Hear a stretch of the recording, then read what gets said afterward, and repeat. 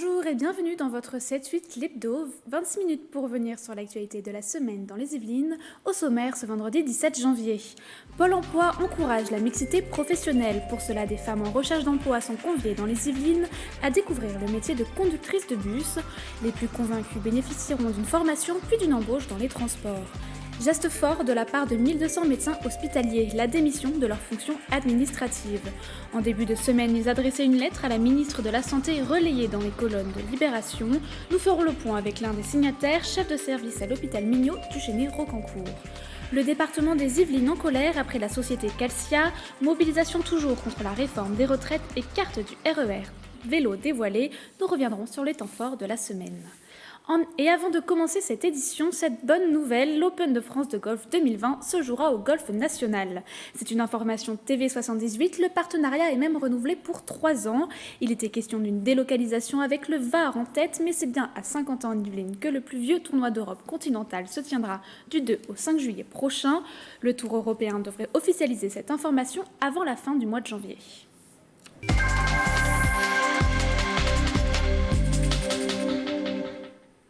Dans son programme de mixité professionnelle, Pôle emploi et ses partenaires proposent une formation pour devenir conductrice. 16 femmes peuvent suivre ce tout premier programme avec potentiellement un CDI à la clé. Les intéressés avaient rendez-vous mardi au Pôle emploi de Guyancourt. Reportage réalisé avec Lisélane Valin. Journée d'information pour cette trentaine de femmes en recherche d'emploi. Dans le cadre de son programme de mixité professionnelle, Pôle emploi leur propose de découvrir le métier de conductrice de bus. La base de la mixité professionnelle, c'est aujourd'hui orienter des femmes sur des métiers d'hommes ou des hommes sur des métiers de femmes. C'est trouver justement cette fameuse parité sur certains secteurs qui sont en difficulté et amener des compétences vers des métiers justement qui en ont besoin. Je vous présente la structure, ensuite je vous laisse vous présenter votre parcours et puis après on voit comment ça peut matcher. D'accord. Les plus intéressés ont ensuite pu participer à un job dating avec les 4 entreprises partenaires. 16 d'entre elles seront retenues après validation de leur motivation par un test théorique et pratique, suivi de 3 jours d'insertion professionnelle au sein des entreprises. Elles bénéficieront de 3 mois de formation financée par Pôle emploi et ses partenaires. Vous vous rendez compte, j'ai 45 ans, j'en ai encore pour 25 ans de travail. C'est-à-dire qu'une fois que je signe, c'est jusqu'à la retraite. Et j'aurai pas de souci de chercher du boulot ailleurs ou de crise parce que dans le transport, il y a toujours du travail. Donc c'est vraiment un contrat sûr, quoi. Une aubaine pour les 4 entreprises présentes. Le transport est actuellement en manque de conducteurs et conductrices. C'est un vivier intéressant. Ce qui nous intéresse, c'est de retrouver des gens qui soient motivés par ce métier-là, la découverte de ce métier-là, la valorisation de ce métier. Et la mixité est quelque chose d'hyper important. C'est une politique d'entreprise. Donc on a espoir de trouver des gens motivés, intéressants. Objectif pour cette entreprise, embaucher ces femmes à la sortie de leur formation, généralement en CDI, pour 1 800 € bruts sur un contrat de 35 heures.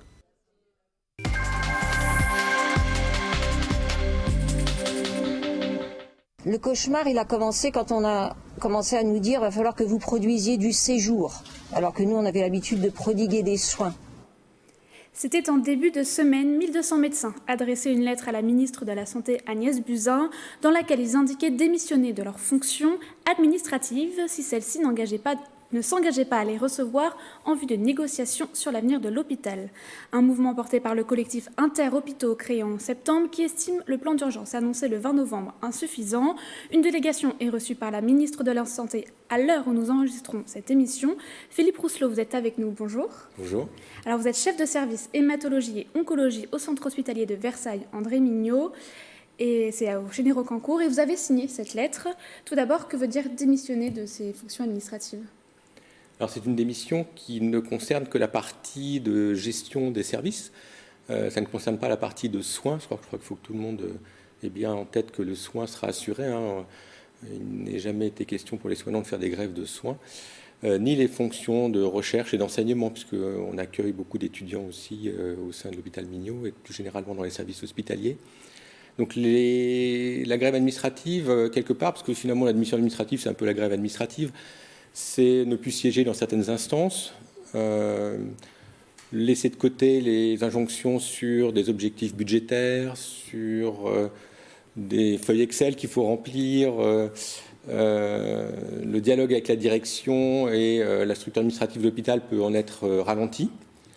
mais c'est une façon, je crois, de rester visible et mobilisé au sein du collectif Interhôpitaux, l'objectif étant quand même de porter les revendications de ce collectif. Alors justement, quelles sont-elles ces revendications là qui vont être échangées avec la ministre à l'heure où on se parle ? Alors, il y a 3 points principaux. Le premier point, c'est un problème lié à la revalorisation des métiers hospitaliers. Et quand je dis ça, je pense plus d'ailleurs aux soignants, infirmières, aides-soignantes, manipulateurs radio et tous les métiers qui font le soin à l'hôpital.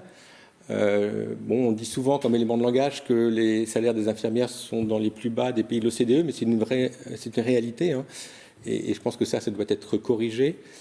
La deuxième revendication, à côté de ces revendications d'attractivité, c'est une revendication sur le niveau de financement de l'hôpital dans sa globalité. Vous savez que l'hôpital il fonctionne à l'activité maintenant avec la fameuse T2A, donc plus des 2/3 des budgets hospitaliers sont liés à l'activité. T2A ? Alors T2A, ça veut dire tarification à l'activité, donc c'est un acronyme effectivement. Et cette fameuse T2A est la façon dont l'hôpital peut obtenir son budget au fur et à mesure que l'activité dans l'hôpital se fait. Et cette tarification des séjours, même si elle a pu avoir certains aspects bénéfiques en termes de réorganisation, de restructuration, on en voit maintenant la limite. Et étant donné que la dotation globale est toujours contrainte, qu'elle diminue avec le temps, on voit maintenant une course à l'activité qui est, à mon avis, et de l'avis du CIH, qui n'est plus bénéfique aux patients et qui ne passe plus par des restructurations, on va dire, saines et nécessaires.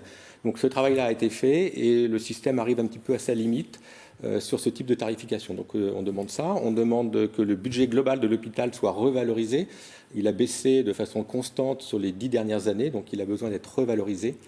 Et enfin, les hôpitaux se sont endettés pour se moderniser. Et le poids de cette dette pèse beaucoup sur les comptes des hôpitaux et les empêche d'innover. Donc ça, le rachat de la dette est aussi une des revendications. Et donc le dernier volet, c'est un volet de gouvernance, puisque la loi qu'on appelle HPST, donc qui est la loi qui nous régit à l'heure actuelle, a mis le directeur de l'hôpital au centre de toute la gouvernance de l'hôpital. Et on souhaite que cette gouvernance redevienne quelque chose de plus partagé entre le monde médical et soignant et la direction de l'hôpital. Alors on l'a dit, le 20 novembre, la ministre de la Santé a annoncé un plan d'urgence suite aux premières mobilisations de septembre, avec notamment des accompagnements financiers. C'est pas suffisant ? Alors c'est sûrement pas suffisant vu le retard qui a été pris. C'est déjà significatif, hein. Je crois que personne ne dit que ce qui a été proposé dans les amendements du plan pour ma santé 2020 n'est pas significatif, mais ça va être insuffisant.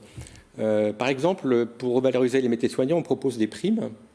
Une des primes les plus importantes pour l'Île-de-France, c'est une prime d'exercice en milieu contraint sur le plan immobilier, transport, etc. Eh bien, cette prime, elle va ne toucher que les soignants, les infirmières de Paris intramuros et de Petite Couronne. Donc, si on prend l'exemple, par exemple, de l'hôpital Mignot dans les Yvelines, eh bien, les soignants de cet hôpital ne toucheront pas la prime, par exemple. Alors justement, vous voulez y venir à cet hôpital Mignot, vous travaillez, vous êtes même vice-président de la commission médicale établissement. Quelle est la situation actuelle à ce centre hospitalier de Versailles ? Alors, le centre hospitalier de Versailles reste un centre hospitalier qui, globalement, se porte plutôt bien, hein, qui est un centre hospitalier qui a toujours été porté pour répondre aux besoins de santé de son territoire et qui a été aussi porté sur l'innovation, la médecine de spécialité. Pour autant, si on fait un constat de façon très globale, un petit peu une photographie d'où on en est, par exemple, des recrutements, on s'aperçoit avec un peu de surprise qu'on est en déficit de recrutement médical sur à peu près l'équivalent d'une 40aine de postes. On est en déficit de recrutement paramédical et infirmier sur à peu près l'équivalent de 70 postes. Et puis on est en déficit de recrutement sur des métiers techniques comme les manipulateurs radio, etc. À peu près sur une 30-40 postes. Donc il y a globalement à l'hôpital Mignot pas loin de 150 postes qui sont vacants. Alors on vous dira, oui, mais 150 postes vacants dans un hôpital, c'est logique, hein, il y a un turnover des personnels, etc. Mais la difficulté qu'on commence à traverser, c'est que ces postes restent vacants. C'est-à-dire qu'ils sont certes vacants, mais on n'a plus les candidats qu'on avait auparavant pour qu'il y ait ce renouvellement du personnel qui est nécessaire et qui est habituel dans un hôpital. Donc de façon très concrète, ça peut amener, et ça amène, par exemple, le service de réanimation à fermer des lits de réanimation. par manque d'infirmières de réanimation. Ça amène le service d'imagerie à réduire les vacations de scanners par manque de manipulateurs radio. Et ces candidats qui ont disparu, ils sont passés où? Ils vont vers le privé? Alors, je ne sais pas si on peut dire que tous les candidats vont vers le privé. Il y a aussi un petit peu un manque de nombre de personnes qui vont dans ces formations, mais ça traduit un manque d'attractivité globale des métiers soignants, et l'hôpital public est plus touché par ça parce qu'effectivement, les niveaux de rémunération à l'embauche sont inférieurs. Donc, si on conclut un peu, qu'est-ce que vous attendez pour l'hôpital Mignot à l'avenir? Pour l'hôpital Mignot, je pense qu'on a fait le bilan un petit peu des mesures qui sont annoncées, en essayant de les traduire, en se posant la question qu'est-ce que ça va nous donner concrètement comme un petit peu de choses en plus. Si on fait le bilan de ces mesures, on se rend compte que pour un hôpital qui est actuellement déficitaire, qui a un exercice déficitaire de l'ordre de 4 millions d'euros, l'ensemble de ces mesures nous permet de maintenir notre déficit. C'est-à-dire qu'on ne va pas améliorer notre situation, on va éviter de la creuser. Et au prix d'une activité qui va croissante, on table toujours sur des augmentations d'activité pour avoir plus de financement, et également au prix d'un gel des postes médicaux et soignants, et techniques d'ailleurs, dans l'hôpital. Donc en faisant des efforts, le plan annoncé nous permet tout juste de maintenir un petit peu notre situation actuelle et de ne pas l'aggraver. Merci Philippe Rousselot d'être venu sur notre plateau. Je le rappelle, vous êtes chef de service hématologie et oncologie au centre hospitalier de Versailles, André Mignot. Le point sur la grève contre la réforme des retraites maintenant. Si elle a tendance à faiblir dans les transports après 1 mois et demi de mobilisation, d'autres professions prennent le relais contre la réforme des retraites. Plusieurs actions ont eu lieu les 14, 15 et 16 janvier. Dans les Yvelines, cela a commencé dès mardi avec les professionnels de santé de l'hôpital Mignot. Le lendemain, la plateforme industrielle du courrier de Bois d'Arcy a été bloquée très tôt dans la matinée par des facteurs et cheminots, ce qui a fortement impacté la distribution. Même jour à Rambouillet, un cortège de près de 200 personnes s'est rassemblé. Ils sont partis de la caserne des pompiers et ont fait le tour des services publics de la ville. Les professeurs du lycée Louis Bascan ont occupé leur établissement toute la nuit en signe de protestation, aussi face à la réforme du baccalauréat. Des enseignants aussi devant le rectorat de l'Académie de Versailles. 200 professeurs ont symboliquement vidé leurs cartables. Jeudi, des actions se sont déroulées devant les mairies de Vélizy et de Meulan et devant le siège de la filiale d'Air France CRMA à Élancourt.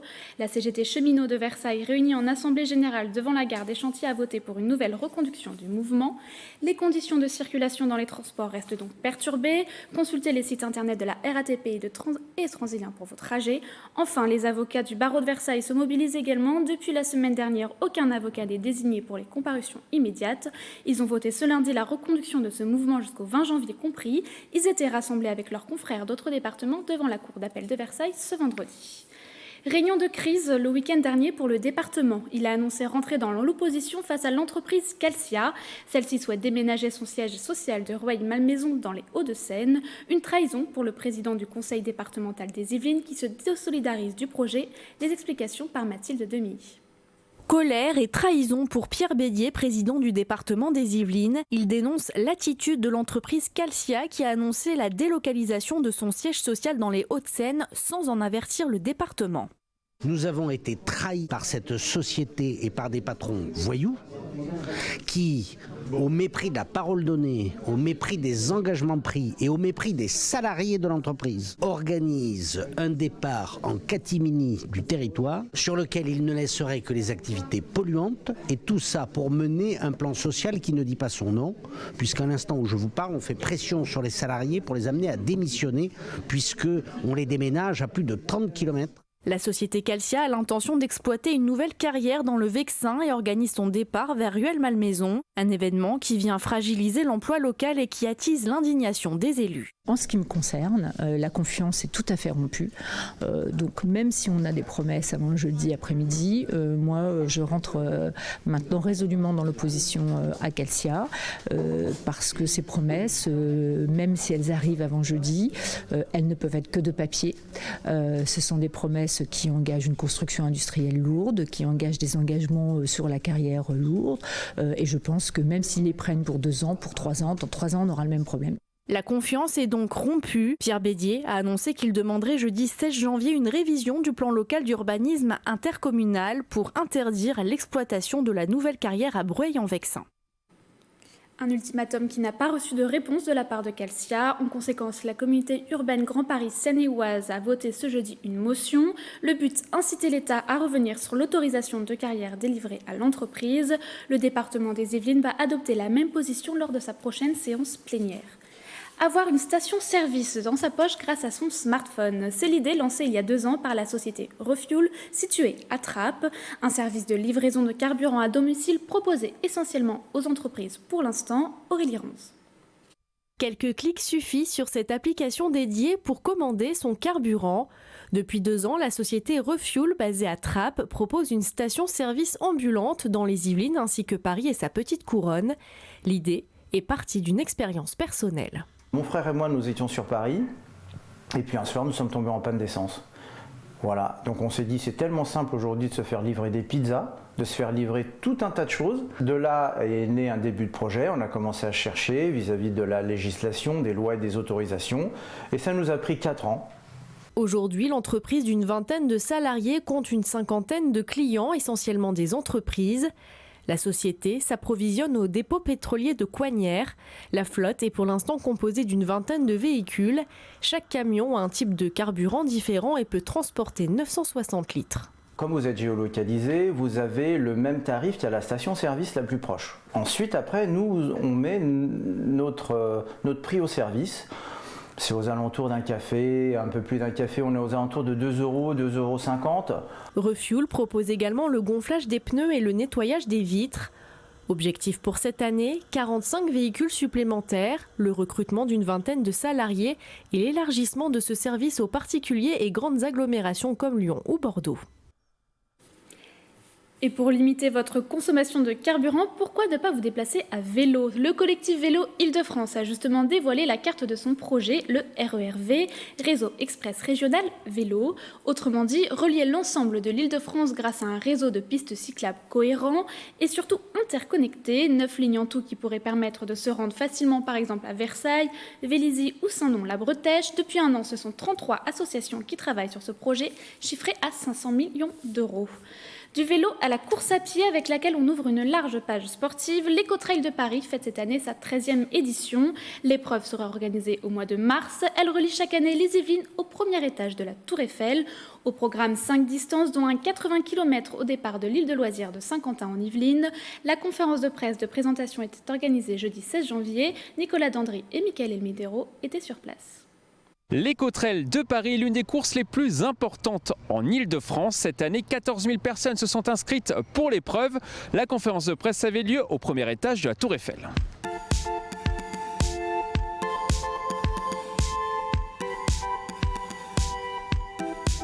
Cette année, l'Éco-Trail proposera 5 formats, les distances 10, 18, 30, 45 et un 80 km au départ de l'île de loisirs de Saint-Quentin-en-Yvelines.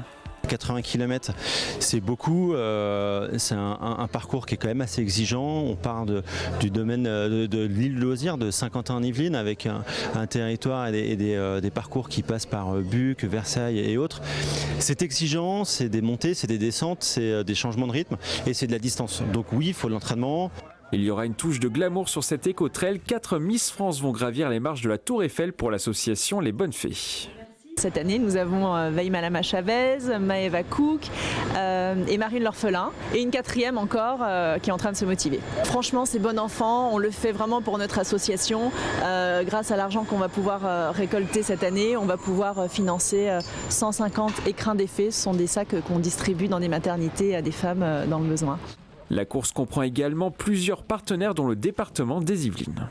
Les 2 épreuves principales, celle du 45 et du 80 km, partent des Yvelines, respectivement du château de Versailles et de la base de Saint-Quentin en Yvelines. Et puis aussi parce qu'il y a des valeurs partagées avec l'Éco-Trail concernant le domaine du développement durable.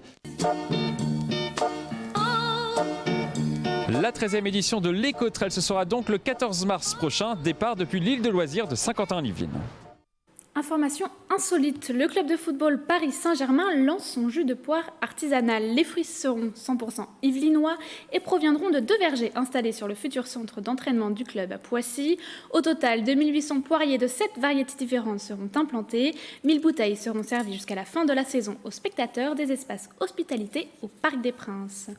L'équipe de football américain local, les Templiers d'Elancourt, redémarre pour une nouvelle saison.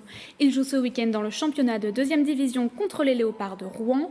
4 mois de préparation durant lesquels ils ont mis en place attaque et défense avec des entraînements et des matchs amicaux face à des équipes de division supérieure. On écoute le coach de l'équipe qui était en plateau du 7-8 Sport.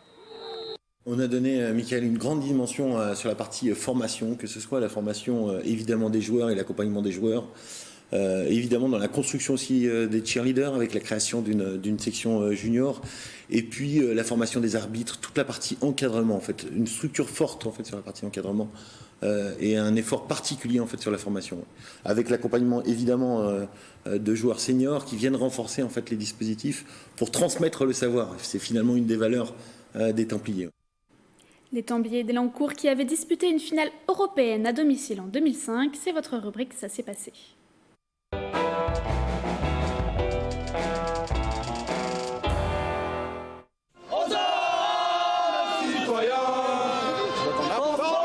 Éliminés en demi-finale du championnat français de première division, les Templiers entendaient bien finir la saison avec au moins une coupe entre les mains. Seulement l'homme fort de l'équipe, Perez Mattison, montre dès le début des signes de faiblesse. Le quarterback américain peine à trouver ses marques sur une pelouse détrempée par un orage survenu plus tôt dans l'après-midi. Une opportunité vite saisie par les mercenaires qui inscrivent 4 minutes plus tard un premier touchdown grâce à Jérôme Castelberry, aussitôt transformé au pied par Peter Muller.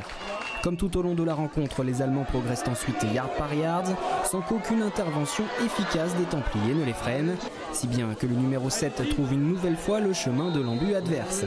Le break est ensuite définitivement acquis grâce à ce lancer de 40 yards en début de second quart-temps. Dépassés en défense, les Templiers vont finalement reprendre goût à l'attaque grâce à Perez Mattison que l'on retrouve ici plus inspiré. Après avoir rapproché les siens à 2 yards de la end zone, il inscrit ses premiers points. Mais malgré une nouvelle action juste avant la mi-temps, le score est déjà de 14-35. What did you just say to the player during the halftime? Qu'est-ce que vous avez dit à la mi-temps? De rester ensemble. Si on y croit, tout ira bien. Un conseil simple qui finalement ne paye pas si l'on en croit la dispersion de la défense sur cet essai allemand. On retiendra tout de même côté Templier cette course de 15 yards de Jérémy Larac. Je pense qu'on a fait trop d'erreurs en défense. On a raté des plaquages à des moments clés. Ils n'ont pas eu vraiment de gros jeux, ils avançaient petit à petit. Et c'est là qu'on n'a pas réussi à les arrêter, quoi. On a eu des occasions de les arrêter, on les a pas saisis, on a raté quelques plaquages. On a tous fait des erreurs les uns après les autres. Moi le premier. Première participation, on va en finale de l'EFAF Cup. C'est une très belle saison, mais on joue pas pour perdre, donc on voulait gagner. On est au summum de ce qu'on peut pratiquer actuellement. Vu le nombre de joueurs, vu le gabarit des joueurs, on est vraiment au summum. Les titres, ça viendra plus tard.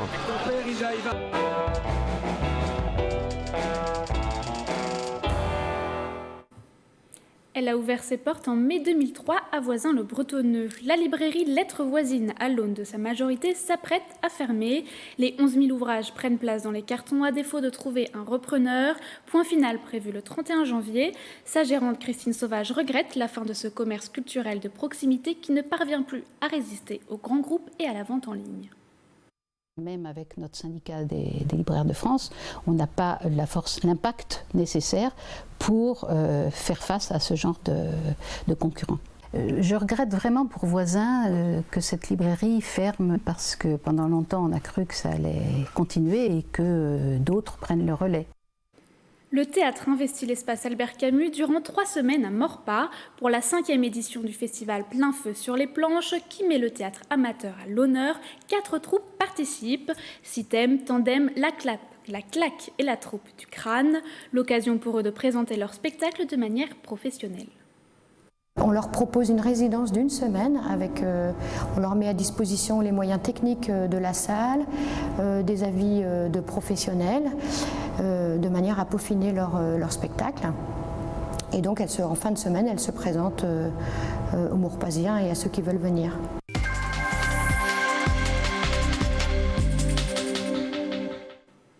On mélange culture et mode les 25 et 26 janvier à Paris avec le Sneaker Summit, premier événement entièrement dédié à la basket et sa culture.